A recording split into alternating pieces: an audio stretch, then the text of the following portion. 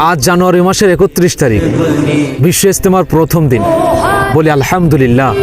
আমার নবী বলেছেন, যে ব্যক্তি দেখে বা শ্রবণ করে অন্যের কাছে দিনের দাওয়াত পৌঁছাইয়া দিল, সেও তার সমপরিমাণ সওয়াব পেল। বলি সুবহানাল্লাহ। আজ ফেব্রুয়ারি মাসের 1 তারিখ, আমাদের বিশ্ব ইজতেমার দ্বিতীয় দিন। বলেন না আলহামদুলিল্লাহ। আমার নবী বলেছেন, যে ব্যক্তি দেখে বা শ্রবণ করে অন্যের কাছে দিনের দাওয়াত পৌঁছাইয়া দিল, সেও তার সমপরিমাণ সওয়াব পেল। বলি না সুবহানাল্লাহ।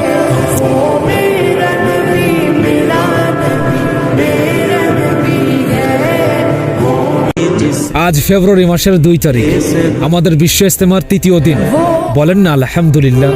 আমার নবী বলেছেন, যে ব্যক্তি দেখে বা শ্রবণ করে অন্যের কাছে দিনের দাওয়াত পৌঁছাইয়া দিল, সেও তার সমপরিমাণ সওয়াব পেল।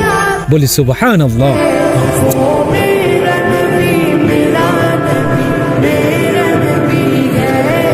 আজ ফেব্রুয়ারি মাসের 3 তারিখ, আমাদের বিশ্ব ইজতেমার চতুর্থ দিন। বলেন না আলহামদুলিল্লাহ।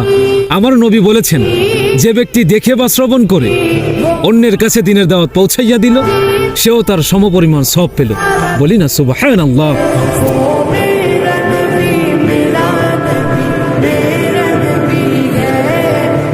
আজ ফেব্রুয়ারি মাসের 4 তারিখ, আমাদের বিশ্ব ইজতেমার পঞ্চম দিন। বলেন না আলহামদুলিল্লাহ। আমার নবী বলেছেন, যে ব্যক্তি দেখে বা শ্রবণ করে অন্যের কাছে দিনের দাওয়াত পৌঁছাইয়া দিল, সেও তার সমপরিমাণ সওয়াব পেল। বলেন না সুবহানাল্লাহ।